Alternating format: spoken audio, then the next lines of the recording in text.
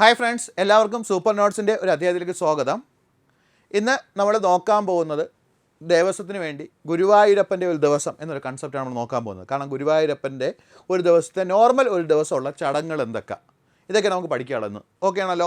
അപ്പോൾ അത് കുറച്ച് കാര്യങ്ങൾ വന്നിട്ടുണ്ട്, മുമ്പ് പരീക്ഷകളിൽ പലതായിട്ട് ചോദിച്ചിട്ടുണ്ട്. നമുക്ക് എന്ത് ചെയ്യാം, ജസ്റ്റ് ഒരു കാര്യം നമുക്ക് എന്ത് ചെയ്യാമെന്ന് നോക്കാം. ഓക്കെ ആണല്ലോ. അപ്പോൾ ഗുരുവായൂരപ്പൻ്റെ ഒരു ദിവസം എന്ന് പറയുന്നത് നമ്മൾ ഒരു ദിവസം സ്റ്റാർട്ട് ചെയ്യുന്നത് തൊട്ട് നമ്മൾ അവസാനം നട അടയ്ക്കുന്നവരെയുള്ള കാര്യങ്ങളാണ് പ്രധാനമായിട്ട് പറയുന്നത്. അതിന് മുമ്പ് നമ്മൾ ഗുരുവായൂരപ്പൻ്റെ പ്രതിഷ്ഠയെ കുറിച്ചുള്ള കുറച്ച് പ്രത്യേകതകൾ നമുക്ക് എന്ത് ചെയ്യാമെന്ന് നോക്കാം. അപ്പോൾ അതിൻ്റെ ഒരു ഐതിഹ്യമാണ് ആദ്യം പറയുന്നത്. വൈകുണ്ഠത്തിൽ മഹാവിഷ്ണു സൂക്ഷിച്ചിരുന്ന പാതാളാഞ്ജനശില, അത് ശ്രദ്ധിച്ചോണം. ആ ശിലയുടെ പ്രത്യേകത പറയുന്നത് വൈകുണ്ഠത്തിൽ എന്ത് ചെയ്യണം, മഹാവിഷ്ണു സൂക്ഷിച്ചിരുന്ന ഏത് ശില എന്നാണ് പറയുന്നത്, പാതാളാഞ്ജനശില. ഓക്കെ ആണല്ലോ. പാതാളാഞ്ജനശില എന്ന അപൂർവ അഞ്ജനക്കല്ലുകൊണ്ടുള്ള വിഷ്ണു വിഗ്രഹമാണ് ഗുരുവായൂരുള്ളതാണ് ഐതിഹ്യം. അപ്പോൾ ഗുരുവായൂരുള്ള വിഗ്രഹത്തിൻ്റെ ഐതിഹ്യം എന്ന് പറയുന്നത് എന്താണ്, വൈകുണ്ഠത്തിൽ മഹാവിഷ്ണു സൂക്ഷിച്ചിരുന്ന ഏതാണ്, പാതാളാഞ്ജനശില. ഏതാണ്, പാതാളാഞ്ജനശില എന്ന അപൂർവ അഞ്ജനക്കല്ല് കൊണ്ടുള്ള വിഷ്ണു വിഗ്രഹമാണ് ഗുരുവായൂരുള്ളതാണെന്ന് നമ്മളെന്ന് പറയുന്നത് അതിൻ്റെ ഐതിഹ്യം എന്ന് പറയുന്നത്. അപ്പോൾ അതാണ് നമ്മൾ ഫസ്റ്റ് ഓർത്തിരിക്കേണ്ട പോയിന്റ്.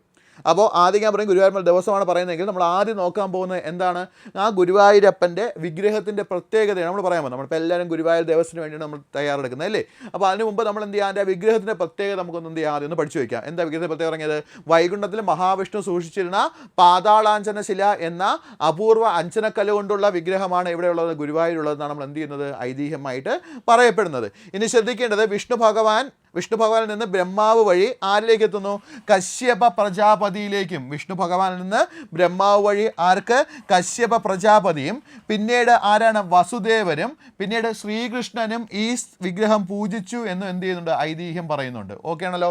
എന്നുവെച്ചാൽ ഇത് നോർമലി നമ്മൾ കൃഷ്ണ വിഗ്രഹമാണ് പറയുന്നത്, നോർമലി മഹാവിഷ്ണുവിൻ്റെ അതേ കൺസെപ്റ്റാണ് ഇവിടെയും കൊണ്ടുവന്നിട്ടുള്ളത്. എന്താ പറയുക, വിഷ്ണു ഭഗവാനിൽ നിന്ന് ബ്രഹ്മാവ് വഴി ആർക്കൊക്കെയാണ്, കശ്യപ പ്രജാപതിക്കും, പിന്നീട് വസുദേവരും, ശ്രീകൃഷ്ണനും ഈ വിഗ്രഹം പൂജിച്ചു എന്ന് എന്ത് ചെയ്യുന്നുണ്ട്, ഐതിഹ്യം വ്യക്തമാക്കുന്നുണ്ട്. അപ്പോൾ ആ ഒരു കാര്യം കൂടെ എന്ത് ചെയ്യുക, ഓർത്തു വയ്ക്കുക. ഓക്കെയാണ്. അപ്പോൾ വിഷ്ണു ഭഗവാനിൽ നിന്ന് ബ്രഹ്മാവ് വഴി കശ്യപ പ്രജാപതിയും, പിന്നീട് ആക്കാണ് വസുദേവരും ശ്രീകൃഷ്ണനും ഈ വിഗ്രഹം പൂജിച്ചു എന്ന് എന്ത് ചെയ്യുന്നുണ്ട്, ഐതിഹ്യം എന്ത് ചെയ്യുന്നുണ്ട്, പറയുന്നുണ്ട്. ആ ഒരു കാര്യം കൂടെ എന്ത് ചെയ്യുക, കറക്റ്റായിട്ടൊന്ന് ഓർത്തു വയ്ക്കുക. ഓക്കെ ആണല്ലോ. ഇനി നോക്കുക, ഈ ഗുരുവായൂരിനെ നമ്മൾ എന്ത് വിളിക്കുന്നത്, ഭൂലോക വൈകുണ്ഠം എന്ന് അറിയപ്പെടുന്നത്. ഗുരുവായൂർ എന്താണ് അറിയപ്പെടുന്നത്, ഭൂലോക വൈകുണ്ഠം എന്ന് എന്ത് ചെയ്യുന്നുണ്ട്, അറിയപ്പെടുന്നുണ്ട്.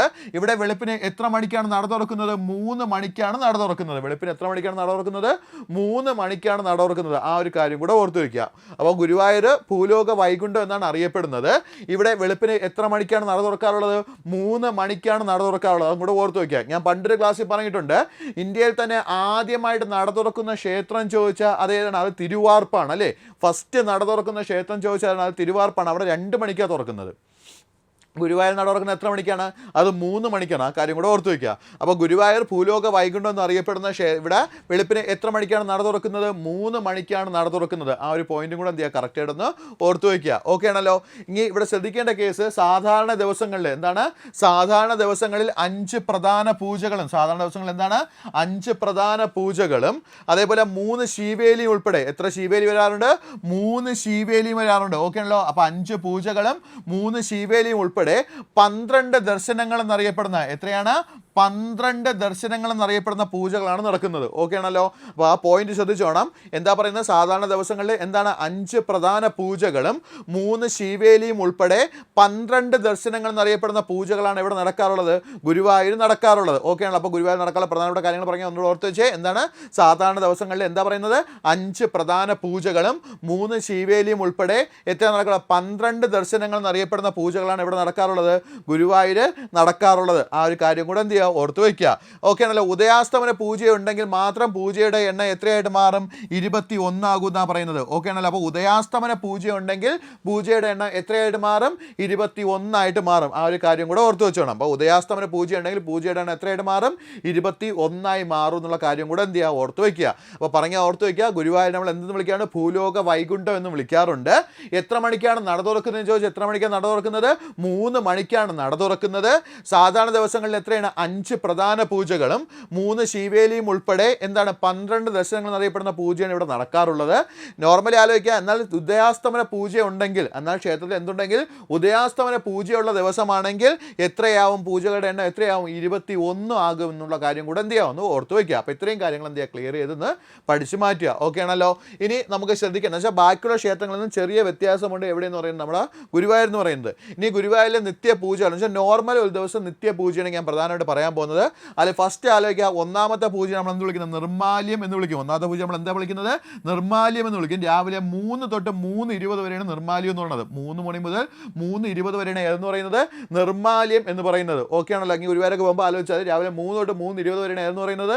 നിർമ്മാല്യം എന്ന് പറയുന്നത്. രാവിലെ 3 മണിക്ക് ചെന്ന് ക്യൂ നിൽക്കാമെന്ന് വിചാരിക്കേണ്ട. തലേദിവസം രാത്രി ആളുകൾ ഇഷ്ടംപോലെ ക്യൂ നിൽപ്പുണ്ടായിരിക്കും. അപ്പോൾ ഓർത്തിരിക്കുക, നിർമ്മാല്യം എന്ന് പറയുന്നത് എത്ര മണിയാണ്? 3 മണി മുതൽ 3:20 വരെയാണ് നിർമ്മാല്യം എന്ന് പറയുന്നത്.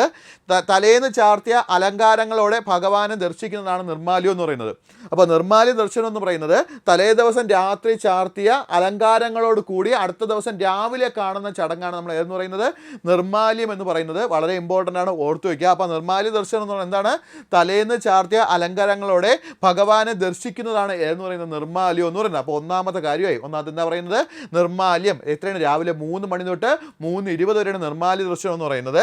തലേന്ന് ചാർത്തിയ അലങ്കാരങ്ങളോടെ ഭഗവാനെ ദർശിക്കുന്നതാണ് ഏതെന്ന് പറയുന്നത്? നിർമ്മാല്യം എന്ന് പറയുന്നത്. ആ ഒരു കാര്യം കൂടെ കറക്റ്റ് ആയിട്ടൊന്ന് ഓർത്ത് വയ്ക്കുക. ഓക്കെ ആണല്ലോ? ഇനി അടുത്ത് നോക്കേണ്ടതാണ് തൈലാഭിഷേകം. രണ്ടാമത്തെ നമ്മൾ എന്ത് വിളിക്കുന്നത്?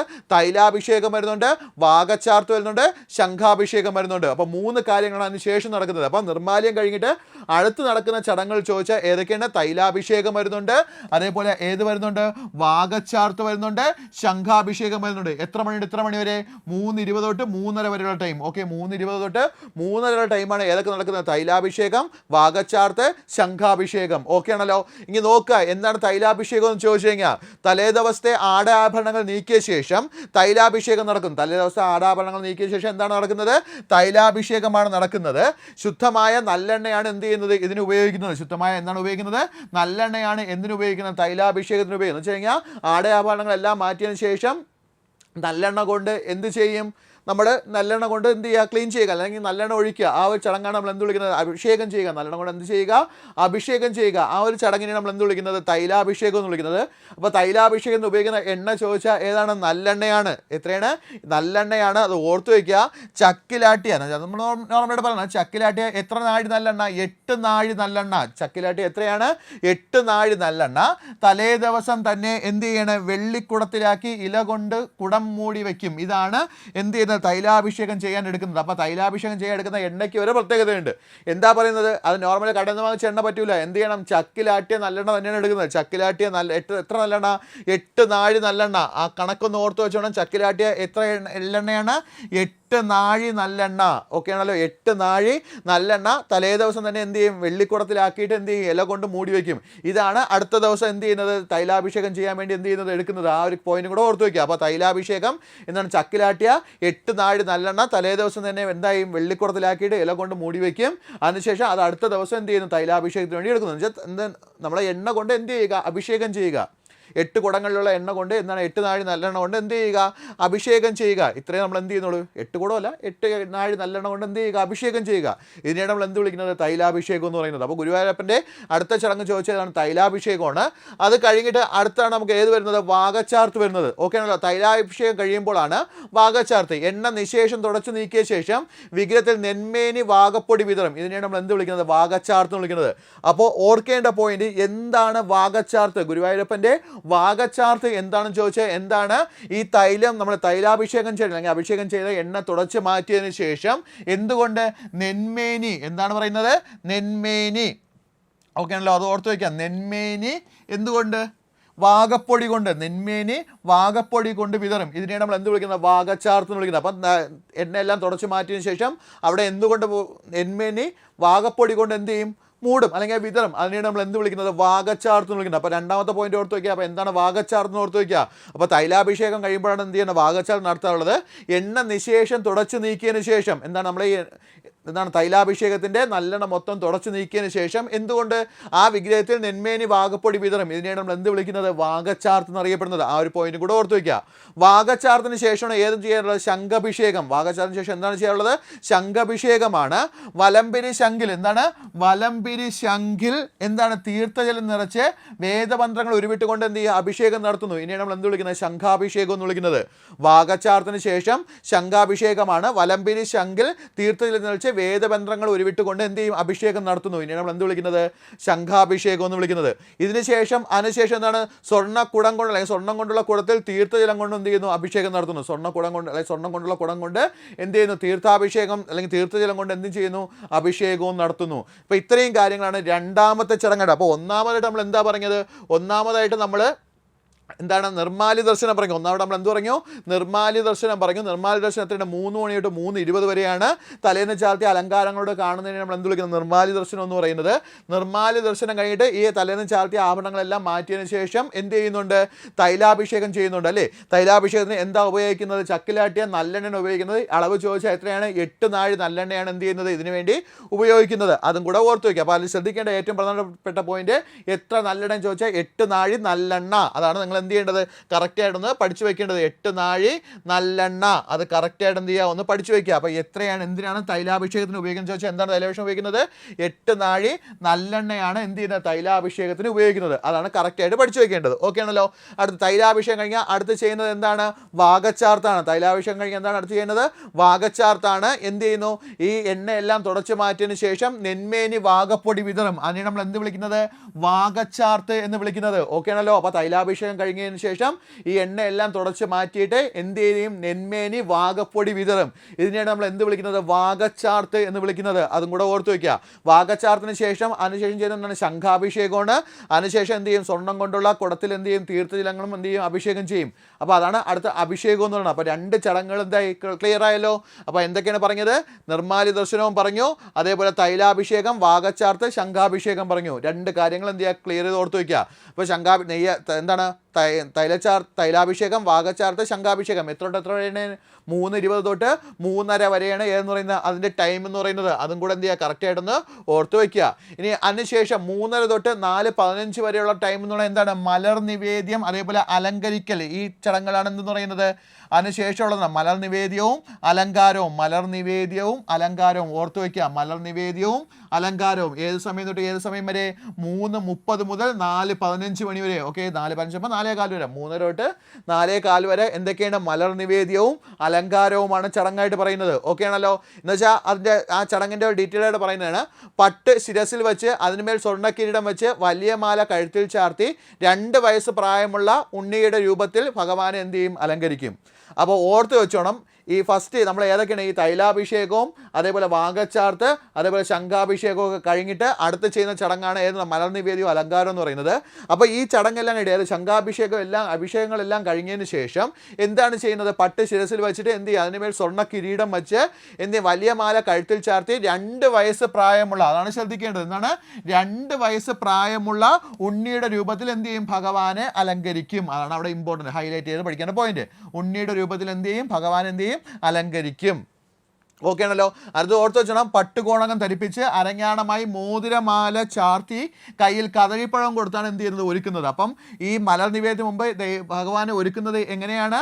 എന്താണ്? പട്ടുകോണകം ധരിപ്പിച്ച് അരഞ്ഞാണമായിട്ട് എന്താണ്? മോതിരമാല ചാർത്തി കയ്യിൽ എന്താണ്? കദളിപ്പഴവും കൊടുത്താണ് എന്ത് ചെയ്യുന്നത്? ഭഗവാൻ എന്ത് ചെയ്യുന്നത്? ഒരുക്കി നിർത്തുന്നത്. ആ ഒരു പോയിന്റും കൂടെ എന്ത് ചെയ്യുക? കറക്റ്റായിട്ട് ഓർത്ത് വയ്ക്കുക. അപ്പോഴാണ് എന്ത് ചെയ്യുക? നിവേദ്യമായിട്ട് മലർ, ശർക്കര, കദളിപ്പഴം, നാളികേരം എന്നിവയാണ് നേദ്യ സാധനങ്ങൾ. വെള്ളിപ്പാത്രത്തിലാണ് എന്ത് ചെയ്യുക? നേദ്യം അർപ്പിക്കുന്നത്. അപ്പം മലർ നിവേദ്യത്തിൻ്റെ സമയത്ത് എന്തൊക്കെയാണ് ചെയ്യാറുള്ളത്? എന്താണ് നൈവേദ്യമായിട്ട്? മലർ, ശർക്കര, കദളിപ്പഴം, നാളികേരം എന്നിവയാണ് നേദ്യ സാധനങ്ങൾ. ഇത് വെള്ളിപ്പാത്രത്തിലാണ് എന്ത് ചെയ്യുന്നത്? നേദ്യം ചെയ്യാറുള്ളത്. അപ്പോൾ ഓർത്തിരിക്കേണ്ട പോയിന്റ് ഇത്രയേ ഉള്ളൂ. നമ്മൾ ശംഖാഭിഷേകമൊക്കെ എല്ലാം കഴിഞ്ഞ് അല്ലെങ്കിൽ അഭിഷേകങ്ങളെല്ലാം കഴിഞ്ഞതിന് ശേഷം എന്ത് ചെയ്യും? മലർ നിവേദ്യവും അലങ്കാരമാണ് ചെയ്യുന്നത്. അല്ല, ആദ്യം അലങ്കാരം ചെയ്യും. അലങ്കാരത്തിൻ്റെ കേസാണെങ്കിൽ ഞാൻ പറഞ്ഞത് എന്താണ്? പട്ട് ശിരസിൽ വെച്ച് അതിന് മേൽ എന്ത് ചെയ്യുന്നുണ്ട്? സ്വർണ്ണ കിരീടം വയ്ക്കുന്നുണ്ട്. സ്വർണ്ണ കിരീടം വെച്ച് കഴുത്തിൽ എന്ത് ചെയ്യുന്നു? വലിയ മാല ചാർത്തി 2 വയസ്സുള്ള ഒരു ഉണ്ണിക്കണ്ണൻ്റെ രൂപത്തിൽ എന്ത് ചെയ്യുകയാണ്? ഭഗവാനെ അലങ്കരിക്കുകയാണ് ചെയ്യാറുള്ളത്. അതിൻ്റെ കൂടെ ഓർത്തേക്കുക എന്താണ്? പട്ടുകോണകം ധരിപ്പിച്ച് അരഞ്ഞാണമായി എന്താണ്? മോതിരമാല ചാർത്തി കയ്യിൽ എന്താണ്? കദളിപ്പഴവും കൊടുത്താണ് നിർത്തുന്നത്. കയ്യിൽ എന്താണ്? കദളിപ്പഴവും നൽകിയാണ് എന്ത് ചെയ്യുന്നത്? ഒരുക്കുന്നത്. ഇതാണ് നമ്മൾ എന്തെന്ന് പറയുന്നത്? ഈ മലർ നിവേദ്യത്തിന് മുമ്പുള്ള അലങ്കാരം എന്ന് പറയുന്നത്. ഇനി മലർ നിവേദ്യത്തിൻ്റെ കാര്യം പറഞ്ഞാലോ? മലർ നിവേദ്യം ഇതിന് ശേഷമാണ് എന്ത് നൽകുന്നത്? നേദ്യം നൽകുന്നത്. നേദ്യം നൽകുന്ന പ്രത്യേകത എന്താ പറയുന്നത്? മലര്, ശർക്കര, അതേപോലെ എന്താണ്? ശർക്കര, കദളിപ്പഴം, നാളികേരം എന്നിവയാണ് നേദ്യ സാധനങ്ങൾ. അപ്പോൾ നേദ്യമായിട്ട് നൽകുന്നത് എന്തൊക്കെയാണ്? മലർ, മലരുണ്ട്, ശർക്കരയുണ്ട്, കദളിപ്പഴമുണ്ട്, നാളികേരമുണ്ട്. ഇതാണ് നേദ്യ സാധനങ്ങൾ എന്ന് പറയുന്നത്. ഇവയെല്ലാം ഏത് പാത്രത്തിലാണ് നൽകുന്നത്? വെള്ളി പാത്രങ്ങളിലാണ് നൽകുന്നത്. അതും കൂടെ ഓർത്തു വയ്ക്കുക. അപ്പോൾ ഫസ്റ്റ് നേദ്യത്തിന് നൽകുന്നത് എന്തൊക്കെയാണ്? മലർ, ശർക്കര, കദളിപ്പഴം, നാളികേരം എന്നിവയാണ് നേദ്യ സാധനങ്ങൾ. ഇവയെല്ലാം എന്താണ്? വെള്ളി പാത്രങ്ങളിലാണ് എന്ത് ചെയ്യുന്നത്? നൽകുന്നത്. അപ്പോൾ മൂന്നാമത്തെ ചടങ്ങായി എന്താണ്? മലർനേദ്യവും അലങ്കാരവും. ഈ ഒരു കാര്യം കൂടെ എന്ത് ചെയ്യുക? കറക്റ്റായിട്ടൊന്ന് ഓർത്തു വയ്ക്കുക. അടുത്ത് നോക്കേണ്ടതാണ് നാലാമത്തെ ചടങ്ങാണ്. പിന്നെ എന്താ പറയുന്നത്? 4:15 തൊട്ട് 4:30 വരെയുള്ളത് ഏതാണ്? ഉഷനിവേദ്യം എന്ന് വിളിക്കുക, അല്ലെങ്കിൽ ഉഷനിവേദ്യം എന്ന് വിളിക്കാം. അവിടെ ഓർക്കേണ്ട പോയിന്റ് ഉഷനിവേദ്യത്തിന് എന്ന് വെച്ചാൽ അതിനുശേഷം വീണ്ടും നേദ്യമാണ് വരുന്നത്. മലർനേദ്യം കഴിഞ്ഞിട്ട് വീണ്ടും എന്താണ്? നേദ്യം തന്നെയാണ് വരുന്നത്. എന്താണ് ഉഷനിവേദ്യം? നെയ്പായസം, വെണ്ണ, വെള്ളച്ചോറ്, കദളിപ്പഴം, പഞ്ചസാര എന്നിവയാണ് പ്രധാനമായും നൽകുന്നത്. അപ്പോൾ ഉഷനേദ്യത്തിന് നൽകുന്ന കാര്യങ്ങൾ എന്തൊക്കെയാണെന്ന് ചോദിച്ചാൽ, നേദ്യങ്ങളായിട്ട് നൽകുന്ന വസ്തുക്കൾ എന്തൊക്കെയാണെന്ന് ചോദിച്ചാൽ ഏതൊക്കെയാണ്? നെയ്പായസമുണ്ട്, വെണ്ണയുണ്ട്, വെള്ളച്ചോറുണ്ട്, കദളിപ്പഴമുണ്ട്, പഞ്ചസാരയുണ്ട് എന്നിവയാണ് പ്രധാനമായും നൽകുന്നത്. അപ്പോൾ ആ ഒരു കാര്യം കൂടെ ഓർത്ത് വയ്ക്കുക. അപ്പോൾ ഇതിനകത്ത് പഠിക്കേണ്ട പോയിന്റുകൾ ഈ നൽകുന്ന നേദ്യ വസ്തുക്കൾ എന്തെന്നൊക്കെ, അതേപോലെ ടൈം പീരീഡ്, ഇതൊക്കെയാണ് നമ്മൾ എന്ത് ചെയ്യേണ്ടത്? ഈ പരീക്ഷയ്ക്ക് വേണ്ടി നമ്മൾ എന്ത് ചെയ്യേണ്ടത്? ഉറപ്പായിട്ടും പഠിച്ചു മാറ്റേണ്ടത്. അപ്പോൾ ഇവിടെ ഓർക്കേണ്ട പോയിന്റ് ഉഷനേദ്യത്തിന് നൽകുന്ന വസ്തുക്കൾ എന്തൊക്കെയാണെന്ന് ചോദിച്ചാൽ എന്തൊക്കെയാണ്? നെയ്പായസമുണ്ട്, വെണ്ണയുണ്ട്, വെള്ളച്ചോറുണ്ട്, കദളിപ്പഴമുണ്ട്, പഞ്ചസാരയുണ്ട് എന്നിവയാണ് പ്രധാനമായിട്ട് എന്തിന് നൽകുന്നത്? ഈ ഉഷനേദ്യത്തിന് പ്രധാനമായിട്ട് നൽകുന്നത്. ആ ഒരു പോയിന്റ് എന്ത് ചെയ്യുക? കറക്റ്റായിട്ടൊന്ന് ഓർത്ത് വയ്ക്കുക. അപ്പോൾ ഉഷനേദ്യത്തിന് ടൈം ചോദിച്ചാൽ എത്രയാണ്? 4:15 തൊട്ട് 4:30 വരെയാണ് ഉഷനേദ്യത്തിൻ്റെ ടൈം എന്നുള്ളത്. ആ ഒരു കാര്യം കൂടെ എന്ത് ചെയ്യുക? കറക്റ്റായിട്ടൊന്ന് ഓർത്ത് വയ്ക്കുക. ഉഷനേദ്യം കഴിഞ്ഞാൽ അടുത്ത് വരുന്നതാണ് 4 തൊട്ട് 6:15 വരെയുള്ളത് എതിരേറ്റ് പൂജ അല്ലെങ്കിൽ ഉഷപൂജ. എതിരേറ്റ് പൂജ എതിരേറ്റ് പൂജ ഉഷപൂജയുടെ ടൈമാണ് ഏതെന്നുള്ളത് 4:30 മുതൽ 6:15 വരെയുള്ള ടൈം എന്നുള്ളത്. 4:30 മുതൽ 6:15 ടൈം എന്തൊക്കെയാണ്? ഉഷപൂജയും എതിരേറ്റ് പൂജയുമാണ്. സൂര്യോദയം ആകുമ്പോഴേക്കും നമ്മൾ എന്ത് തുടങ്ങും? എതിരേറ്റ് പൂജ തുടങ്ങും. അപ്പോൾ 4:30 സൂര്യോദയം ആകുമ്പോഴേക്കും എന്ത് തുടങ്ങും? എതിരേറ്റ് പൂജ തുടങ്ങുന്നു. സൂര്യനെ എതിരേൽക്കുന്ന ചടങ്ങാണ് എതിരേറ്റ് പൂജ എന്നറിയപ്പെടുന്നത്. ഞാൻ ആൾറെഡി പറഞ്ഞിട്ടുണ്ട്, സൂര്യനെ എതിരേൽക്കുന്ന ചടങ്ങാണ് നമ്മൾ ഏത് പേരിൽ അറിയപ്പെടുന്നത്? എതിരേറ്റ് പൂജ എന്നറിയപ്പെടുന്നത്. അതും കൂടെ ഓർത്ത് വയ്ക്കുക. അപ്പോൾ സൂര്യോദയം ആകുമ്പോഴേക്കാണ് എന്ത് പൂജ തുടങ്ങുന്നത്? എതിരേറ്റ് പൂജ തുടങ്ങുന്നത്. ഈ സമയം പുറത്ത് ഉപദേവന്മാരായ ഗണപതി, ശാസ്താ, ഭഗവതി എന്നിവർക്ക് എന്ത് ചെയ്യുന്നു? നിവേദ്യം നടത്തുന്നു. അപ്പോൾ എതിരേറ്റ് പൂജ സമയത്താണ് പുറത്തുള്ളവർക്ക് എന്ത് നൽകുന്നത്? നേദ്യം നൽകുന്നത്. ആർക്കൊക്കെയാണ്? ഉപദേവന്മാരായ ആർക്കൊക്കെയാണ്? ഗണപതി, ശാസ്താവ്, ഭഗവതി എന്നിവർക്ക് എന്ത് നൽകുന്നു? നിവേദ്യം നടത്തുന്ന ടൈമാണ് ഏതെന്ന് പറയുന്നത്? ഈ എതിരേറ്റ് പൂജയുടെ ടൈം എന്ന് പറയുന്നത്. അതേപോലെ ഓർത്ത് വയ്ക്കുക, വെള്ളച്ചോറ്, കദളിപ്പഴം, പഞ്ചസാര എന്നിവ ത്രിമധുരത്തോടൊപ്പം നിവേദ്യങ്ങൾക്ക് ഉപയോഗിക്കുന്നു. അപ്പോൾ എതിരേറ്റ് പൂജ സമയത്ത് പുറത്തെ ഉപദേവന്മാർക്ക് എന്തൊക്കെയാണ് നിവേദ്യമായിട്ട് നൽകുന്നതെന്ന് ചോദിച്ചാൽ എന്തൊക്കെയാണ്? വെള്ളച്ചോറുണ്ട്, കദളിപ്പഴമുണ്ട്, പഞ്ചസാരയുണ്ട്, അതേപോലെ ത്രിമധുരമുണ്ട്. ഓക്കെ, അപ്പോൾ എന്നിവ ത്രിമധുരത്തോടൊപ്പമാണ് നിവേദ്യങ്ങൾക്ക് എന്ത് ചെയ്യുന്നത്? ഉപയോഗിക്കുന്നത്. ഓക്കെ ആണല്ലോ. അപ്പോൾ എതിരേറ്റ് പൂജ അല്ലെങ്കിൽ എതിരേറ്റ് പൂജ ടൈമിൽ നോക്കുക എന്താ ചെയ്യുന്നത്? സൂര്യനെ എതിരേൽക്കുന്ന പൂജയാണ് നമ്മൾ ഏത് വിളിക്കുന്നത്? എതിരേറ്റ് പൂജ എന്ന് വിളിക്കുന്നത്. ഈ സമയത്താണ് എന്താണ്? പുറത്ത് ഉപദേവന്മാരായ ഗണപതി, ശാസ്താവ്, ഭഗവതി എന്നിവർക്ക് എന്ത് നൽകുന്നത്? നേദ്യം നൽകുന്നത്. വെള്ളച്ചോറ്, കദളിപ്പഴം, പഞ്ചസാര എന്നിവ ത്രിമധുരത്തോടൊപ്പം നേദ്യങ്ങൾക്കായിട്ട് എന്ത് ചെയ്യാറുണ്ട്? ഉപയോഗിക്കാറുണ്ട്. ആ ഒരു കാര്യം കൂടെ എന്ത് ചെയ്യുക? കറക്റ്റായിട്ടൊന്ന് ഓർത്ത് വയ്ക്കുക. അപ്പോൾ ഉപദേവന്മാർക്ക് നൽകുന്ന നേദ്യ വസ്തുക്കൾ ഏതൊക്കെയാണെന്ന് ചോദിച്ചാൽ ഏതൊക്കെയാണ്? വെള്ളച്ചോറ്, കദളിപ്പഴം, പഞ്ചസാര, ത്രിമധുരം. ഓക്കെ ആണല്ലോ. ഇത്രയാണ് നമ്മൾ എന്ത് ചെയ്യുന്നത്? പുറത്ത് നമുക്ക് എന്താണ് ഉപദേവന്മാർക്ക് നേദ്യമായിട്ട് നൽകാറുള്ളത്. ആ ഒരു പോയിന്റും കൂടെ എന്ത് ചെയ്യാം? കറക്റ്റായിട്ടൊന്ന് പഠിച്ചു മാറ്റിക്കോണം. ഓക്കെ ആണ്. അപ്പോൾ അതാണ് എതിരേറ്റ് പൂജ. അടുത്ത് ഉഷപൂജ എന്ന് പറയുന്നത് ഈ സമയത്ത് ചെയ്യുന്ന കാര്യങ്ങളാണ് പറഞ്ഞത്. ഓക്കെ ആണല്ലോ. അടുത്ത് നമുക്ക് നോക്കേണ്ടതാണ് ശ്രീബലി എന്ന് പറയും. അടുത്ത ഏതാണ് പറയുന്നത്? 6:15 തൊട്ട് 7 മണി വരെ ടൈമാണ് ഏത് പേരിൽ അറിയപ്പെടുന്നത്? ശ്രീബലി അല്ലെങ്കിൽ ശീവേലി എന്ന പേരിൽ അറിയപ്പെടുന്നത്. 6:15 തൊട്ട് 7 മണി ടൈമാണ് നമ്മൾ ഏത് പേരിൽ അറിയപ്പെടുന്നത്? ശ്രീബലി അല്ലെങ്കിൽ ശീവേലി എന്ന് പറയുന്നത്. ഓക്കെ ആണല്ലോ. എതിരേറ്റ് പൂജ കഴിഞ്ഞാൽ ശീവേലിക്കുള്ള ഒരുക്കങ്ങളായെന്ന് പറയുന്നത്. എതിരേറ്റ് പൂജ കഴിഞ്ഞാൽ അടുത്ത ഒരുക്കം എന്താണ്? ശീവേലിക്കുള്ള ഒരുക്കങ്ങളാണ്. ആനപ്പുറത്താണ് ശ്രീബലി അല്ലെങ്കിൽ എന്താണ് ശ്രീബലി നടത്തുന്നത്. ആനപ്പുറത്താണ് എന്ത് നടത്താറുള്ളത്? ശ്രീബലി നടത്താറുള്ളത്.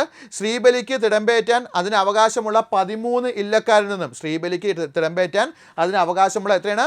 13 ഇല്ലക്കാരിൽ നിന്നും 6 മാസം കുടിയിരിക്കുമ്പോൾ എത്രയാണ്? 6 മാസം കുടിയിരിക്കുമ്പോൾ 2 പേരെ വീതം തിരഞ്ഞെടുക്കും. ഈ ഓർത്തിരിക്കുക. അപ്പോൾ ശ്രീബലിക്ക് തിരഞ്ഞെടുക്കുന്ന ആരൊക്കെയും ചോദിച്ചാൽ ഓർത്തിരുന്നോണം. എതിരേറ്റ് പൂജ കഴിഞ്ഞാലാണ് ശ്രീബലിക്കുള്ള പൂജ തുടങ്ങുന്നത്. ആനപ്പുറത്താണ് നോർമലി എന്ത് നടത്താറുള്ളത്? ശീവേലി അല്ലെങ്കിൽ ശ്രീബലി നടത്താറുള്ളത്. ശ്രീബലിക്ക് തിടമ്പേറ്റാൻ ശ്രീബലിയുടെ തിടമ്പേറ്റുവാൻ വേണ്ടി എന്താ പറയുക? അതിന് അവകാശമുള്ള 13 ഇല്ലക്കാരിൽ നിന്നും അതിന് അവകാശമുള്ള എത്രയാണ്? 13 ഇല്ലക്കാരിൽ നിന്നും 6 മാസം കുടിയിരിക്കുമ്പോൾ എന്ന് വെച്ചാൽ 6 മാസം കൂടുമ്പോൾ 2 പേരെ വീതം എന്ത് ചെയ്യും? തിരഞ്ഞെടുക്കും.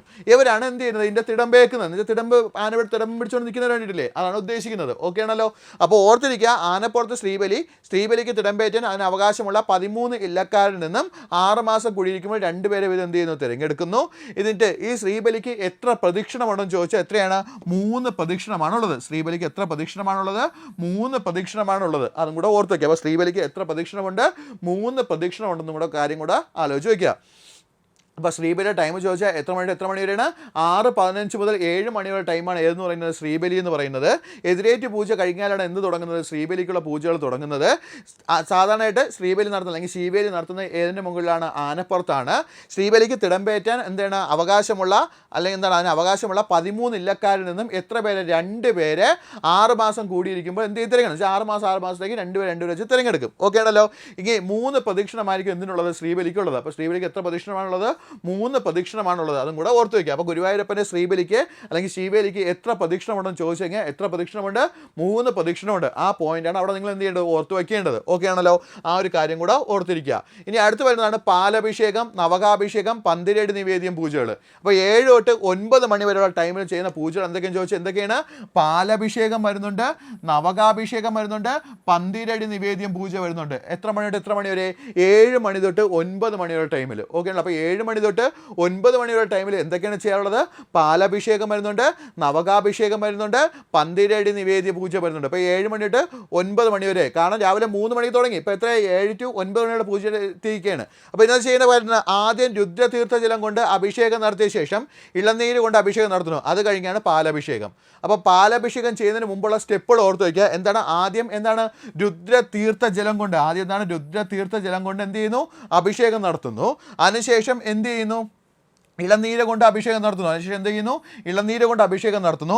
അത് കഴിഞ്ഞിട്ടാണ് പാലഭിഷേകം നടത്തുന്നത്. അപ്പോൾ പാലഭിഷേകം നടത്താനുള്ള 3 സ്റ്റെപ്പുകൾ ആലോചിക്കുക. ആദ്യം രുദ്രതീർത്ഥ ജലം കൊണ്ട് അഭിഷേകം നടത്തും.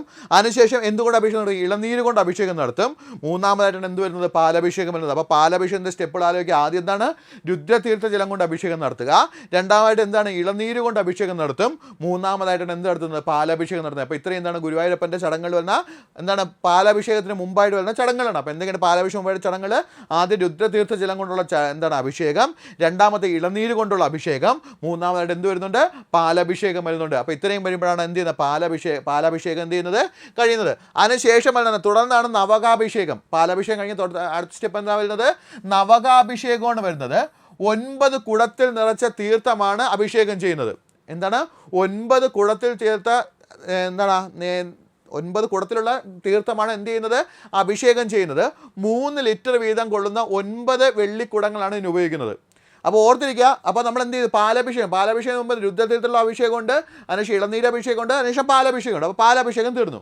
പാലഭിഷേകം കഴിഞ്ഞിട്ട് അടുത്ത് എന്ത് തുടങ്ങും? നവകാഭിഷേകം തുടങ്ങും. നവകാഭിഷേകം, നവം എന്ന് പറയുമ്പോൾ 9. ഓക്കെയാണ്. നവരത്നങ്ങൾ എന്ന് പറയില്ലേ? നവം എന്ന് പറയുമ്പോൾ എന്താണ്? 9. അപ്പോൾ 9 കുടത്തിൽ നിറച്ച എന്താണ്? തീർത്ഥമാണ് എന്ത് ചെയ്യുന്നത്? അഭിഷേകം ചെയ്യുന്നത്. അപ്പോൾ നവകാഭിഷേകത്തിന് എത്രയാണ്? 9 കുടത്തിൽ നിറച്ച തീർത്ഥമാണ് അഭിഷേകം ചെയ്യുന്നത്. ആ 9 കുടത്തിൻ്റെ അളവും പറഞ്ഞിട്ടുണ്ട്. 3 ലിറ്റർ വീതമുള്ള എത്രയാണ്?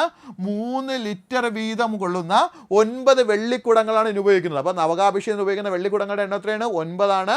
അവിടെ ആലോചിക്കുക. 3 ലിറ്റർ വീതമുള്ള 9 വെള്ളിക്കുടങ്ങളാണ് എന്ത് ചെയ്യുന്നത്? ഇതിനു വേണ്ടി ഉപയോഗിക്കുന്നത്. അത് കഴിഞ്ഞാണ് ഭഗവാൻ എന്തായിട്ട് ഉണ്ണികൃഷ്ണനായി ഒരുക്കുന്നു. മഞ്ഞപ്പെട്ട് ചുറ്റി കിരീടവും മാലയും ഓടക്കുഴലും പൊന്നരങ്ങണവും ധരിപ്പിച്ച് അരയ്ക്ക് മേലോട്ട് എന്ത് ചെയ്യുന്നു? ചന്ദനം ചാർത്തുന്നു. അപ്പോൾ നവകാഭിഷേകം കഴിഞ്ഞിട്ടുള്ള അടുത്ത സ്റ്റെപ്പാണ് ചന്ദനം ചാർത്തൽ എന്ന് പറയുന്നത്. എന്താണ്? ഭഗവാനെ ഉണ്ണികൃഷ്ണനായി ഒരുക്കിയതിന് ശേഷം മഞ്ഞപ്പെട്ട് ചുറ്റി കിരീടവും മാലയും ഓടക്കുഴലും പൊന്നരങ്ങാണവും ധരിപ്പിച്ച് അരയ്ക്ക് മേലോട്ട് എന്ത് ചെയ്യുന്നു? ചന്ദനം ചാർത്തുന്നു. അതാണ് അടുത്ത ചടങ്ങ് എന്ന് പറയുന്നത്. ഓക്കെ ആണല്ലോ. അപ്പോൾ പറഞ്ഞ ചടങ്ങുകൾ ആലോചിച്ച് നോക്കിയേ. എന്തൊക്കെയാണ് പറഞ്ഞത്? പാലഭിഷേകം, നവകാഭിഷേകം, പന്തിരടി നിവേദ്യ പൂജ. 7 മണി തൊട്ട് 9 മണി വരെ. എന്താ പറയുക? ആദ്യം രുദ്രതീർത്ഥ ജലം കൊണ്ട് അഭിഷേകം നടത്തുന്നു. അതിനുശേഷം ഇളനീര് കൊണ്ട് അഭിഷേകം നടത്തുന്നു. അത് കഴിഞ്ഞിട്ട് എന്ത് നടത്തുന്നു? പാലഭിഷേകം നടത്തുന്നു. പാലഭിഷേകം മുമ്പ് 2 സ്റ്റെപ്പ് വരുന്നുണ്ട്. രുദ്രതീർത്ഥം കൊണ്ടുള്ള അഭിഷേകം, ഇളനീര് കൊണ്ടുള്ള അഭിഷേകം, അതിനുശേഷം പാലഭിഷേകം വരുന്നു. ഓക്കെ ആണല്ലോ. അത് കഴിഞ്ഞിട്ടാണ് എന്ത് വരുന്നത്? നവകാഭിഷേകം വരുന്നത്. ഓക്കെയാണ്. തുടർന്നാണ് എന്ത് വരുന്നത്? നവകാഭിഷേകം വരുന്നത്. 9 കുടത്തിലായിട്ട് എന്ത് ചെയ്യും? 3 ലിറ്റർ വീതം കൊള്ളുന്ന 3 ലിറ്റർ വെള്ളം കൊള്ളുന്ന 9 കുടത്തിലായിട്ട് എന്ത് ചെയ്യുന്നു? നവകാഭിഷേകം നടത്തുന്നു. അത് കഴിഞ്ഞിട്ടാണ് ഭഗവാനെ എന്ത് ചെയ്യുന്നത്? ഉണ്ണികൃഷ്ണനായി ഒരുക്കുന്നത്. ഭഗവാൻ എന്തായിട്ട് ഒരുക്കുന്നു? ഉണ്ണികൃഷ്ണനായി ഒരുക്കിയതിന് ശേഷം കിരീടവും മാലയും ഓടക്കുഴലും പൊന്നരങ്ങാണവും ധരിപ്പിച്ച് അരയ്ക്ക് മേലോട്ട് എന്ത് ചെയ്യുന്നു? ചന്ദനവും ചാർത്തുന്നു. ഓക്കെ ആണല്ലോ. ആ ഒരു കാര്യം കൂടെ ഓർത്തു വയ്ക്കുക. ഇങ്ങനെയുള്ള ഒരുക്കം കഴിഞ്ഞതിന് ശേഷമാണ് എന്ത് ആരംഭിക്കുന്നത്? പന്തിരടി പൂജ ആരംഭിക്കുന്നത്. ഓക്കെ ആണല്ലോ. എന്താണ് പന്തിരടി പൂജ എന്ന് ചോദിച്ചു കഴിഞ്ഞാൽ നിഴലിന് 12 അടി നീളമുള്ള സമയത്ത് നടത്തുന്ന പൂജയാണ് ഏതെന്ന് പറയുന്നത്? പന്തിരടി പൂജ എന്ന് പറയുന്നത്. നിഴലിന് സൂര്യോദയം കഴിഞ്ഞിട്ട് നിഴലിന് 12 അടി വരുന്ന സമയത്താണ് ഏത് പൂജ നടത്തുന്നത്? പന്തിരടി പൂജ നടത്തുന്നത്. ഈ സമയത്ത് എന്തുണ്ട്? നേദ്യം കൊടുക്കാറുണ്ട്. ഈ പന്തിരടി പൂജ സമയത്ത് എന്ത് നൽകാറുണ്ട്? നേദ്യം നൽകാറുണ്ട്. പായസവും ചോറുമാണ് എന്തായിട്ട് നൽകുന്നത്? നേദ്യമായിട്ട് നൽകുന്നത്. അപ്പോൾ ആ പന്തിരടി പൂജയ്ക്ക് നൽകുന്ന നേദ്യം എന്തൊക്കെയാണെന്ന് ചോദിച്ചാൽ എന്തൊക്കെയാണ്? പായസവും ചോറുമാണ്. അപ്പോൾ ആ ഏരിയയിലെ പോയിന്റ് കാണാതെ പഠിച്ചു വെച്ചോണം. ഗുരുവായൂരപ്പന് പന്തിരടി സമയം നൽകുന്ന നേദ്യങ്ങൾ ഏതൊക്കെയെന്ന് ചോദിച്ചാൽ ഏതൊക്കെയാണ്? പായസവും ചോറുമാണ് നൽകുന്നത്. ആ കാര്യം കൂടെ ഓർത്ത് വയ്ക്കുക. എന്നാൽ മണ്ഡലകാലത്താണെങ്കിൽ, നമ്മളെ ശബരിമല സീസൺ മണ്ഡലകാലത്താണെങ്കിൽ പഞ്ചഗവ്യം കൊണ്ടുള്ള അഭിഷേകവും ഉണ്ടായിരിക്കും ഈ സമയത്ത്. മണ്ഡലകാലത്താണെങ്കിൽ ഈ സമയത്ത് എന്തുകൊണ്ടുള്ള അഭിഷേകം കാണും? പഞ്ചഗവ്യം കൊണ്ടുള്ള അഭിഷേകവും ഉണ്ടായിരിക്കും. ആ ഒരു പോയിന്റും കൂടെ ഓർത്ത് വെച്ചോണം. ഓക്കെ ആണല്ലോ. അപ്പോൾ ഗുരുവായൂരപ്പൻ്റെ സമയത്ത് പന്തിരടി പൂജ സമയത്ത് മണ്ഡലകാലമുള്ള സമയമാണെങ്കിൽ, മണ്ഡലകാല സമയത്താണെങ്കിൽ എന്തായിരിക്കും? പഞ്ചഗവ്യം കൊണ്ടുള്ള അഭിഷേകവും കൂടെ ഉണ്ടായിരിക്കും. ആ ഒരു പോയിന്റും കൂടെ എന്ത് ചെയ്യുക? കറക്റ്റായിട്ടൊന്ന് കാണാതെ പഠിച്ചു വയ്ക്കുക. ഓക്കെ ആണല്ലോ. അപ്പോൾ ഇത്രയും പറഞ്ഞ് ഓർത്ത് വയ്ക്കുക. അപ്പോൾ ഒരുക്കം കഴിഞ്ഞിട്ട് പന്തിരടി പൂജ വരുന്നുണ്ട്. നിഴലിന് 12 സമയത്ത് നടത്തുന്ന പൂജയാണ് എന്ന് പറയുന്നത് പന്തിരടി പൂജ എന്ന് പറയുന്നത്. ഈ സമയത്ത് എന്തുണ്ടായിരിക്കും? നേദ്യം ഉണ്ടായിരിക്കും. പായസവും ചോറുമാണ് എന്ത് ചെയ്യുന്നത്? പ്രധാനമായിട്ട് നേദിക്കുന്നത്. മണ്ഡലകാലത്ത് പഞ്ചഗവ്യം കൊണ്ടുള്ള എന്തുണ്ടായിരിക്കും? അഭിഷേകവും ഉണ്ടായിരിക്കും. മണ്ഡലകാലത്ത് പഞ്ചഗവ്യം കൊണ്ടുള്ള എന്തുണ്ടായിരിക്കും? അഭിഷേകവും ഉണ്ടായിരിക്കും. ആ ഒരു പോയിന്റ് കൂടെ എന്ത് ചെയ്യുക? കറക്റ്റായിട്ട് പഠിച്ചു വയ്ക്കുക. അതിനുശേഷം അടുത്ത് വരുന്ന പൂജയാണ് ഉച്ചപൂജ എന്ന് പറയുന്നത്. എത്ര മണി 11:30 തൊട്ട് 12:30 വരെയാണ് എന്ന് പറയുന്നത് ഉച്ചപൂജ എന്ന് പറയുന്നത്. ഓക്കെ ആണല്ലോ. ഇങ്ങനെ ഉച്ചയ്ക്ക് എന്താണ് പൂജ? ഉച്ചപൂജയ്ക്കും വിശുദ്ധമായ ചടങ്ങുകളാണുള്ളത്. അവിടെ ശ്രദ്ധിക്കുക, നിവേദ്യമാണ് ഇവിടെയും പ്രധാനം. അപ്പോൾ ഉച്ചപൂജയ്ക്കും പ്രാധാന്യം എന്താണെന്ന് ചോദിച്ചാൽ എന്താണ്? നിവേദ്യമാണ് പ്രധാനമായിട്ടും വരുന്നത്. എന്തൊക്കെയാണെന്ന് ചോദിച്ചു കഴിഞ്ഞാൽ ഏതൊക്കെയാണ്? പാൽപ്പായസം വരുന്നുണ്ട്, ത്രിമധുരം വരുന്നുണ്ട്, പാലടപ്രഥമൻ വരുന്നുണ്ട്, വെള്ള നിവേദ്യം വരുന്നുണ്ട്, ഇരട്ടിപ്രഥമൻ വരുന്നുണ്ട്. ഓക്കെ ആണല്ലോ.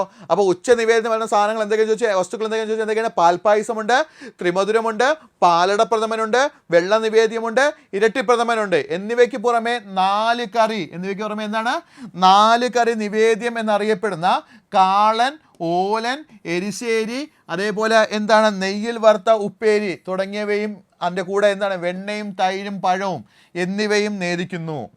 വളരെ വളരെ ഇമ്പോർട്ടൻ്റ് ആണ്. കറക്റ്റായിട്ട് ഓർത്ത് വെച്ചോളാം. അപ്പോൾ ഉച്ചപൂജ സമയത്ത് നൽകുന്ന നേദ്യങ്ങൾ ചോദിച്ചെങ്കിൽ ഏതൊക്കെയാണ്? പാൽപ്പായസം, ത്രിമധുരം, പാലടപ്രഥമൻ, വെള്ള നിവേദ്യം, ഇരട്ടിപ്രഥമൻ. ഇതിൻ്റെ കൂടെ എന്ത് വരുന്നുണ്ട്? 4 കറി നേദ്യം എന്നറിയപ്പെടുന്ന ഏതൊക്കെയാണ്? കാളൻ, ഓലൻ, എരിശ്ശേരി, നെയ്യിൽ വറുത്ത ഉപ്പേരി, അതിൻ്റെ കൂടെ കൂടെ വരുന്നുണ്ട്? വെണ്ണ, തൈര് എന്നിവയും കൂടെ ചേർത്താണ് എന്ത് ചെയ്യുന്നത്? നേദിക്കാറുള്ളത്. അപ്പം വിശാലമായ നേദ്യമാണ് ഉച്ചയ്ക്ക് വരുന്നത്, ഉച്ചപൂജ സമയത്ത് വരുന്നത്. എന്തൊക്കെയാണ് വരുന്നത്? ആദ്യം വരുന്നത് നോക്കുക, പാൽപ്പായസം വരുന്നുണ്ട്, ത്രിമധുരം വരുന്നുണ്ട്, പാലടപ്രഥമൻ വരുന്നുണ്ട്, വെള്ള നിവേദ്യം വരുന്നുണ്ട്, ഇരട്ടിപ്രഥമൻ വരുന്നുണ്ട്. അതിൻ്റെ കൂടെ തന്നെ എന്താണ്? 4 കറി. എന്താണ്? 4 കറി നേദ്യം എന്നറിയപ്പെടുന്ന കാളൻ, ഓലൻ, എരിശ്ശേരി, നെയ്യിൽ വറുത്ത ഉപ്പേരി. ഓക്കെയാണല്ലോ. 4 കറി നേദ്യം എന്നറിയപ്പെടുന്ന ഏതൊക്കെയാണ്?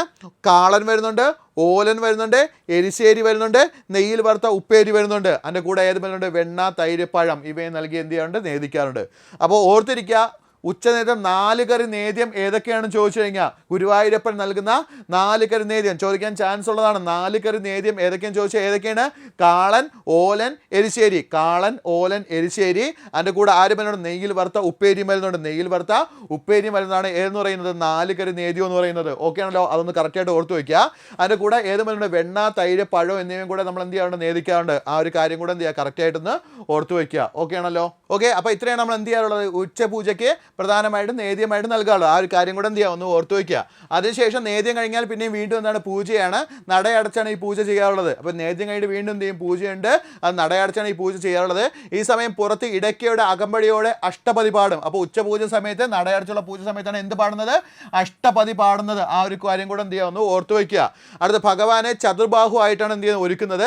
ശംഖ്, ചക്ര, ഗദാ, പത്മധാരികളായ കളഭവും ചാർത്തി വിളങ്ങുന്ന ഭഗവാൻ. ഇതാണ് ആ കൺസെപ്റ്റ് വരുന്നത്. അപ്പോൾ ഉച്ചപൂജ കഴിഞ്ഞുള്ള കൺസെപ്റ്റ് ചോദിച്ചെങ്കിൽ എന്താണ്? ഭഗവാനെ ചതുർബാഹു ആയിട്ടാണ് എന്ത് ചെയ്യുന്നത്? ഒരുക്കുന്നത്. ശംഖ്, ചക്ര, ഗദാ, പത്മധാരിയായി കളഭവും ചാർത്തിയാണ് എന്ത് ചെയ്യുന്നത്? ഈ ഭഗവാൻ നിൽക്കാറുള്ളത്, ഗുരുവായൂരപ്പൻ നിൽക്കാറുള്ളത്. അതും കൂടെ എന്ത് ചെയ്യുക എന്ന് വെച്ചാൽ ഉച്ചപൂജ കഴിഞ്ഞിട്ടുള്ള സമയത്ത് നിൽക്കുന്നത് എങ്ങനെയാണ്? എന്താണ്? ചതുർബാഹു ആയിട്ടാണ് ഒരുക്കുന്നത്. ശംഖ്, ചക്ര, ഗദാ, പത്മധാരികളായി കളഭവും ചാർത്തി വിളങ്ങുന്ന ഭഗവാനായിട്ടാണ് എന്ത് ചെയ്യുക? നിൽക്കാറുള്ളത് ഗുരുവായൂരപ്പൻ നിൽക്കാറുള്ളത്. ഉച്ചപൂജ കഴിഞ്ഞ് 1 മണിക്ക് മുൻപേ തന്നെ എന്ത് ചെയ്യുകയും ചെയ്യും? നട അടയ്ക്കുകയും ചെയ്യും. ഉച്ചപൂജ കഴിഞ്ഞ് 1 മണിക്ക് മുമ്പേ എന്ത് ചെയ്യുകയും ചെയ്യും? നട അടയ്ക്കുകയും ചെയ്യും. ആ ഒരു കാര്യം കൂടെ എന്ത് ചെയ്യുക? കറക്റ്റായിട്ടൊന്ന് ഓർത്ത് വയ്ക്കുക. ഓക്കെ ആണല്ലോ. അപ്പോൾ ഇത്രയും മനസ്സിലായെന്ന് വിശ്വസിക്കുന്നു. അടുത്തതിലോട്ട് നോക്കാം. അതിനുശേഷം എന്താണ്? വൈകിട്ട് 4:30. അപ്പോൾ ഉച്ചയ്ക്ക് 1 മണിക്ക് മുമ്പ് എന്ത് നട അടച്ചു.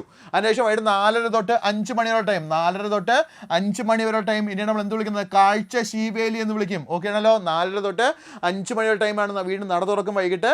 ആ സമയത്ത് നമ്മൾ എന്ത് വിളിക്കും? കാഴ്ച ശീവേലി എന്ന് വിളിക്കും. എന്ത് വിളിക്കും? നമ്മളതിനെ കാഴ്ച ശീവേലി എന്ന് വിളിക്കും.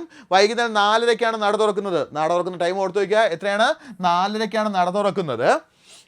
തുറന്നാൽ ഉടൻ തന്നെ എന്ത് ചെയ്യുന്നു? ശീവേലി നടത്തുന്നു. തുറന്നാൽ ഉടൻ തന്നെ എന്ത് നടത്തുന്നു? ശീവേലി നടത്തുന്നു. ഉച്ചയ്ക്ക് നടത്തേണ്ട ശീവേലി ഇവിടെ വൈകിട്ട് 4:30 എന്ത് ചെയ്യാനുള്ളത്? 3 ആനകളുമായി എഴുന്നള്ളത്ത് നടത്താറുള്ളത്. അപ്പോൾ നോർമലി ഉച്ചയ്ക്കാണ് ശീവേലി നടത്തേണ്ടത്. പക്ഷേ ഗുരുവായൂർ മാത്രം വ്യത്യാസമുണ്ട്. ഗുരുവായൂർ എപ്പോഴാണ് ശീവേലി നടത്താറുള്ളത്? വൈകിട്ട് 4:30 എന്ത് ചെയ്യുന്നത്? ശീവേലി നടത്തുന്നത്. 3 ആനകളാണ് എന്ത് ചെയ്യുന്നത്? എഴുന്നള്ളിപ്പ് നടത്തുന്നത്. ഓക്കെ ആണല്ലോ. 4:30 ശീവേലിയുണ്ട്. 3 ആനകളിലാണ് എന്ത് ചെയ്യാനുള്ളത്? എഴുന്നള്ളിപ്പ് നടത്താറുമുള്ളത്. അതും കൂടെ എന്ത് ചെയ്യുക? കറക്റ്റായിട്ട് ഓർത്ത് വയ്ക്കുക. നടുവിലുള്ള ആനപ്പുറത്ത് ഭഗവാനും അകമ്പടിയായി നെറ്റിപ്പട്ടം കെട്ടിയ 2 ആനകളുണ്ടായിരിക്കും. നോർമലി ആലോചിക്കുക, ഈ ഉച്ചയ്ക്ക് എന്താണ് വൈകിട്ടത്തെ പൂജ അല്ലെങ്കിൽ കാഴ്ച ശീവേലി സമയത്ത് അല്ലെങ്കിൽ വൈകിട്ട് നട തുറക്കുന്ന സമയത്ത് എന്താണ് നടുക്ക് ആനപ്പുറത്ത് എന്തായിരിക്കും? ഭഗവാനും അകമ്പടിയായിട്ട് നെറ്റിപ്പട്ടം കിട്ടിയ 2 ആനകളും കൂടെ ഉണ്ടായിരിക്കും എന്നാണ് പറയുന്നത്. എന്നുവെച്ചാൽ 3 ആനകൾ നടുക്ക് ഗുരുവായൂരപ്പനെ എന്ത് ചെയ്യും? ഗുരുവായൂരപ്പനെ അകമ്പടിയായിട്ട് സൈഡ് 2 ആനകളും കൂടെ ചേർന്നാണ് എന്ത് നടത്താറുള്ളത്? ശീവേലി നടത്താറുള്ളത്. അപ്പോൾ കാഴ്ച ശീവേലി നടത്താറുള്ളത്. ആ ഒരു കാര്യം കൂടെ എന്ത് ചെയ്യുക? കറക്റ്റായിട്ട് ഓർത്ത് വയ്ക്കുക. അപ്പോൾ തുറന്നാൽ ഉടൻ തന്നെ ശീവേലി നടത്തുന്നു. ഇവിടെ വൈകിട്ട് 4:30 എന്ത് നടത്താറുള്ളത്? 3 ആനകൾ എഴുന്നള്ളിച്ചാണ് എന്ത് നടത്താറുള്ളത്? ശീവേലി നടത്താറുള്ളത്. ആ ഒരു പോയിന്റും കൂടെ എന്ത് ചെയ്യുക? കറക്റ്റായിട്ടൊന്ന് ഓർത്ത് വയ്ക്കുക. ഓക്കെ ആണല്ലോ. അതിനുശേഷം പിന്നെ വരുന്നത് 6:15 തൊട്ട് എന്താണ്? ദീപാരാധനയാണ് വരുന്നത്. ഓക്കെ ആണല്ലോ. അപ്പോൾ ശീവേലി 4 തൊട്ട് 5 മണി വരെ, പിന്നെ നമുക്ക് നട തുറന്ന ദർശനം തന്നെയാണ്. അതിനുശേഷം പിന്നെ വരുന്നത് എന്താണ്? 6:15 തൊട്ട് 6:45 വരെ അടുത്ത പൂജ അതിനെ വിളിക്കുന്നത് ദീപാരാധന. അടുത്ത എന്താണ് വരുന്നത്? ദീപാരാധനയാണ് വരുന്നത്. 6:15 തൊട്ട് 6:45 വരെ. അസ്തമയ സമയത്താണ് ഇവിടെ ദീപാരാധന നടത്താറുള്ളത്. നോർമലി അസ്തമയ സമയത്താണ് ഇവിടെ എന്ത് നടത്താറുള്ളത്? ദീപാരാധന നടത്താറുള്ളത്. സർവാഭരണ വിഭൂഷിതനായ ഭഗവാനെ വെള്ളി വിളക്കിൽ കത്തിച്ച ദീപം കൊണ്ടുള്ള ആരാധന നടത്തുന്നത്. അപ്പോൾ ഇവിടെ ദീപാരാധന പ്രത്യേകം എന്താണ് പറയുന്നത്? സർവാഭരണ വിഭൂഷിതനായിട്ട് ഭഗവാനെ വെള്ളി വിളക്കിൽ കത്തിച്ച് വെള്ളി വിളക്കിൽ കത്തിച്ച ദീപം കൊണ്ടാണ് എന്ത് നടത്തുന്നത്? ആരാധന നടത്തുന്നത്. ഓക്കെ ആണല്ലോ. അപ്പോൾ ദീപാരാധന എത്ര മണി 6:15 തൊട്ട് 6:45 വരെയാണ്. അസ്തമയ സമയത്താണ് ഇവിടെ ദീപാരാധന നടത്താറുള്ളത്. സർവാഭരണ വിഭൂഷിതനായ ഭഗവാനെ വെള്ളി വിളക്കിൽ കത്തിച്ച ദീപം കൊണ്ടാണ് എന്ത് ചെയ്യുന്നത്? ദീപാരാധന നടത്തുന്നത്. ആ ഒരു പോയിന്റും കൂടെ എന്ത് ചെയ്യുക? കറക്റ്റായിട്ടൊന്ന് ഓർത്ത് വയ്ക്കുക. ഓക്കെ ആണല്ലോ. അടുത്ത് വരുന്ന പൂജയാണ് അത്താഴ പൂജ നിവേദ്യം അല്ലെങ്കിൽ അത്താഴ പൂജ. അതിൻ്റെ കൂടെ നിവേദ്യ പൂജയും കൂടെ ഉണ്ടായിരിക്കും. എത്ര മണി വരെ? 7:30 തൊട്ട് 8:15 വരെ. 7:30 തൊട്ട് 8:15 മണി 8:15 വരെയാണ് എന്തെന്ന് പറയുന്നത്? അത്താഴ പൂജയും അതിൻ്റെ കൂടെ നിവേദ്യ പൂജയും ഉണ്ടായിരിക്കുന്നത്. നിവേദ്യത്തോടൊപ്പമാണ് എന്ത് ചെയ്യുന്നത്? അത്താഴ പൂജ നടത്താറുള്ളത്. നോർമലി നിവേദ്യത്തോടൊപ്പമാണ് എന്ത് നടത്താറുള്ളത്? അത്താഴ പൂജ നടത്താറുള്ളത്. അപ്പം ഈ അത്താഴ പൂജയ്ക്കുള്ള നേദ്യങ്ങൾ ഏതൊക്കെയെന്ന് ചോദിച്ചാൽ അവലുണ്ട്, വെള്ള നിവേദ്യമുണ്ട്, പഴമുണ്ട്, പഞ്ചസാരയുണ്ട്, കാരോൽപ്പമുണ്ട്, പാലട പ്രഥമനുണ്ട്, പഞ്ചസാര പായസമുണ്ട്. ഇപ്പം ഇത്രയാണ് ഏതെന്ന് പറയുന്നത്? അത്താഴ പൂജയ്ക്കുള്ള നേദ്യം എന്ന് പറയുന്നത്. എന്തൊക്കെയാണ് നേദ്യങ്ങൾ? അവല്, വെള്ള നിവേദ്യം, പഴം, പഞ്ചസാര, കാരോൽപ്പം, അതേപോലെ എന്താണ്? പാലട പ്രഥമൻ, പഞ്ചസാര പായസം തുടങ്ങിയവയാണ് എന്ത് ചെയ്യുന്നത്? നേദ്യത്തിന് ഉപയോഗിക്കുന്നത്. അപ്പോൾ അത്താഴ നേദ്യത്തിന് ഉപയോഗിക്കുന്നത് എന്തൊക്കെയാണ്? അവല്, വെള്ള നിവേദ്യം, പഴം, പഞ്ചസാര, കാരോൽപ്പം, പാലട പ്രഥമൻ, പഞ്ചസാര പായസം. ഓക്കെ ആണല്ലോ. ഇത്രയാണ് നമ്മൾ എന്തിനു ഉപയോഗിക്കുന്നത്? അത്താഴ നിവേദ്യത്തിനായിട്ട് ഉപയോഗിക്കുന്നത്. അപ്പവും അടയും വച്ചുള്ള അത്താഴ പൂജ ഭഗവാന് പ്രിയപ്പെട്ടതാണ്. കൊല്ലത്തിൽ ഒരിക്കൽ നിറപുത്തരി ദിവസം ഉപ്പുമാങ്ങ വെച്ച് പൂജയും പതിവുണ്ട്. ആ ഒരു പോയിന്റ് വളരെ പ്രധാനമായാണ് ആലോചിച്ച് നോക്കുക. നോർമലി അപ്പവും അടയും വെച്ചുള്ള അത്താഴ പൂജ ഭഗവാന് ഏറ്റവും പ്രിയപ്പെട്ട ഒരു കാര്യമാണ്. എന്നാൽ നിറപുത്തരി ദിവസം ഏതാണ്? ഓർത്ത് വയ്ക്കുക. നിറപുത്തരി ദിവസം ഉപ്പുമാങ്ങ വെച്ച് എന്ത് ചെയ്യാണ്ട്? പൂജയും പതിവുണ്ട് എന്നാണ് പറയുന്നത്. ഓക്കെയാണ്. നിറപുത്തരി ദിവസം ഉപ്പുമാങ്ങ വെച്ച് എന്തുകൊണ്ട്? പൂജയും കൂടെ ഉണ്ട്. ആ ഒരു പോയിന്റ് കൂടെ ഓർത്ത് വെച്ചോണം. അപ്പോൾ ഓർത്ത് വെച്ചോണം, ഗുരുവായൂരപ്പന് നിറപുത്തരി ദിവസങ്ങൾ നൽകുന്ന പ്രത്യേക വഴിപാട്, പ്രത്യേക പൂജ എന്ന് ചോദിച്ചാൽ ഏതാണ്? ഉപ്പുമാങ്ങ വെച്ചുള്ള പൂജയാണ്. അത് കറക്റ്റായിട്ട് ഓർത്ത് വയ്ക്കുക. അപ്പോൾ നിറപുത്തരി ദിവസം അത്താഴ പൂജയ്ക്ക് നൽകുന്ന പ്രത്യേക പൂജ ചോദിച്ചാൽ അത് ഏതാണ്? അത് ഉപ്പുമാങ്ങ വെച്ചുള്ള ചടങ്ങാണ്. അതും കൂടെ എന്ത് ചെയ്യുക? കറക്റ്റായിട്ടൊന്ന് ഓർത്ത് വയ്ക്കുക. അപ്പോൾ അത്താഴ പൂജ നിവേദ്യ പൂജ എത്രയാണ്? 7 തൊട്ട് 8:15 വരെയാണ്. അത്താഴ പൂജ നടത്തുന്നത് എന്താണ്? നിവേദ്യത്തോടൊപ്പമാണ് നടത്തുന്നത്. നിവേദ്യത്തിന് എന്തൊക്കെ നൽകാറുണ്ട്? അവൽ നൽകാറുണ്ട്, വെള്ള നിവേദ്യമുണ്ട്, പഴമുണ്ട്, പഞ്ചസാരയുണ്ട്, കാരോൽപ്പമുണ്ട്, പാലട പ്രഥമനുണ്ട്, പഞ്ചസാര പായസമുണ്ട്. ഇവയാണ് എന്ത് ചെയ്യുന്നത്? അത്താഴ പൂജയ്ക്ക് നടത്താറുള്ളത്. അപ്പവും അടയും വെച്ചുള്ള അത്താഴ പൂജ ഭഗവാൻ ഏറെ പ്രിയപ്പെട്ടതാണ്. കൊല്ലത്തിൽ ഒരിക്കൽ നിറപുത്തരി ദിവസം ഉപ്പുമാങ്ങ വെച്ച് പൂജയും എന്തുണ്ട്? പതിവുണ്ടെന്നാണ് പറയുന്നത്. ആ ഒരു കാര്യം കൂടെ എന്ത് ചെയ്യുക? ഒന്ന് ഓർത്ത് വയ്ക്കുക. ഓക്കെ ആണല്ലോ. അതേപോലെ അടുത്ത് വരുന്നത് പിന്നെ അത്താഴത്തിന് ശേഷം അത്താഴ പൂജയ്ക്ക് ശേഷം അത്താഴ ശീവേലിയുണ്ട്. 8:45 തൊട്ട് 9 മണി വരെ. അത്താഴ ശീവേലി എത്ര മണി വരെയാണ്? 8:45 തൊട്ട് 9 മണി വരെയാണ് എന്തെന്ന് പറയുന്നത്? അത്താഴ ശീവേലി എന്ന് പറയുന്നത്. 3ാമത്തെ ശീവേലി തുടങ്ങുന്നത് അത്താഴ പൂജ കഴിഞ്ഞാണ്. എന്ന് വെച്ചാൽ ഇതാണ് നമ്മൾ ശീവേലി. ആദ്യത്തെ 2 കഴിഞ്ഞ് 3ാമത്തെ ശീവേലി എന്താണ്? അത്താഴ പൂജ കഴിഞ്ഞിട്ടാണ് എന്ത് ചെയ്യുന്നത്? 3ാമത്തെ ശീവേലി എന്ന് പറയുന്നത്.